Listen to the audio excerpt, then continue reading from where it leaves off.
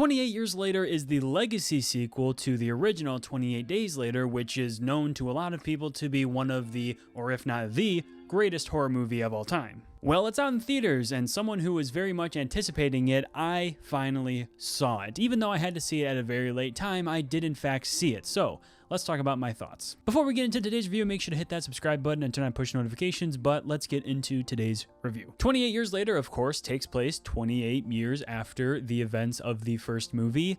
I'm pretty sure 28 weeks later fits in within this world, but I think for the most part, they're trying to ignore 28 weeks later. But the movie follows a family that lives on an island off the coast of England, and the only thing that separates them from the mainland is a causeway, and one day the father and son end up venturing off onto the mainland so that his child can get his first kill. I actually had the incredible opportunity of being able to interview the director of this film, Danny Boyle, who is a legendary director that has directed many of projects and is actually an Academy Award winning director, so that was awesome. Make sure to go check that out. But this is a sequel that many fans have been waiting for a long time. Not 28 years, but nearly 20 years. I very much enjoyed this movie. I think it was fantastic. Now, it wasn't as spectacular as I thought it was going to be. The trailer really gave off a different vibe, but this movie is still very, very good. Now, I'm not going to get into spoiler territory as if I'm going to be giving away what actually happens in this movie, but I might mention how it could connect to the next two films, because this is going to be a trilogy. Now, getting a couple things out of the way that obviously feel different from 28 Days Later is that I think this movie loses the terror and actual scary moments that 28 Days Later had, which isn't necessarily a bad thing. I think this movie does a very good job being reminiscent of a classic movie while also being authentic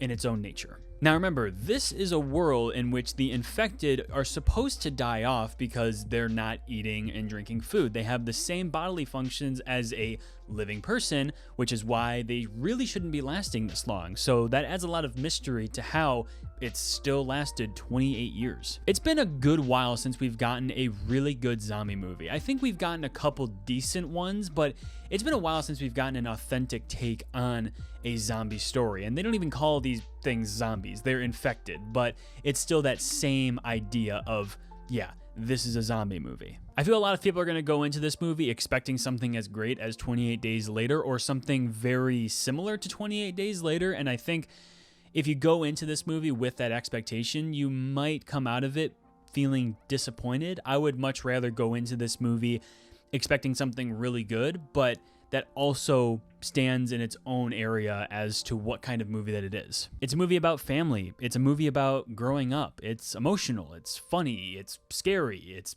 action-packed. It's gory. I mean, this movie has a lot of stuff in it. One thing I've been excited about to see in this movie was how they were going to incorporate the iPhone 15 Pro Maxes. And a couple weeks ago, they actually showed us one of the rigs that they used with the iPhones, in which they had 20 iPhones filming one scene so that they can jump back and forth or whip pan through all of the iPhones to really get a 180-degree shot of what they were trying to show. Danny Boyle calls it a poor man's bullet time, and the only thing he means by that is that he also references The Matrix and how they filmed the scene with Keanu Reeves doing the backbend with the 360 camera rig. This is a very similar rig, but obviously with a smaller budget, but this movie still has a huge budget, and the whole movie's not shot on iPhone 15s, but a lot of it is, but also shot on regular cameras. But those scenes in the movie are so cool and unlike anything that you've seen before. It's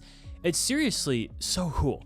I mean, when I was watching it in the theater, I was like, dang, this is like almost exactly what I thought it was going to look like, but it's somehow even cooler.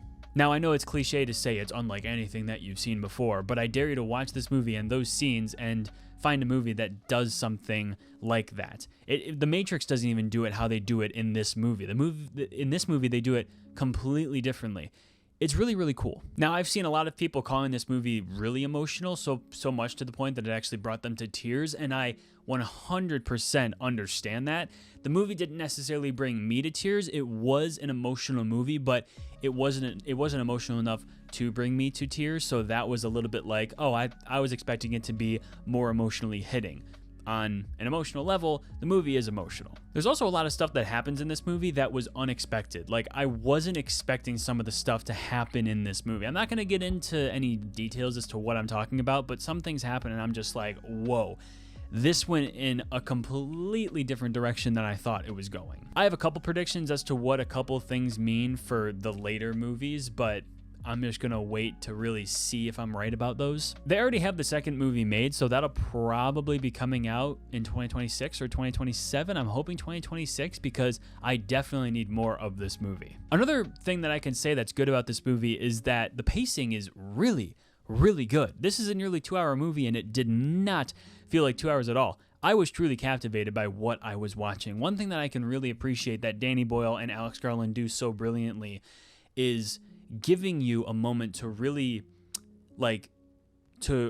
understand what you just watched, to really let it soak in. They do something crazy or they do something emotional, and then they give you a chance to actually feel your emotions, to really understand what you're supposed to feel, instead of having a really deep or really violent moment, very gruesome moment, and then immediately going into something else that's emotional or gruesome. They don't do that. They really let you sit with it. And I really appreciate that. I think with time, I'm going to love this movie way more than I do right now. I still really do like this movie a lot, but for the longest time, I went into it not knowing that it was going to be the first movie of a trilogy.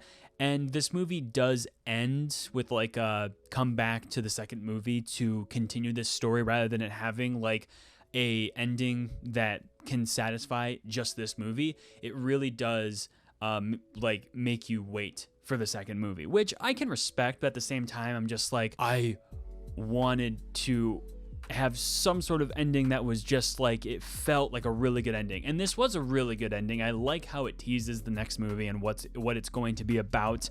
But at the same time, I kind of wanted a more satisfying ending just for this movie. I don't have many complaints. This is a really good movie. It has great acting. It has really good cinematography. Like I said, unlike anything that you'll see this year, and some shots unlike anything that you've ever seen. 20 Years Later is a legacy sequel that many people have been waiting for nearly 20 years, and I'm happy to say that it definitely paid off. If you haven't already, make sure to hit that subscribe button and turn on push notifications, but that does bring you to the end of today's video. Thank you so much for sticking around to the end of it. I appreciate every single one of you, but remember, your movie moment is right around the corner.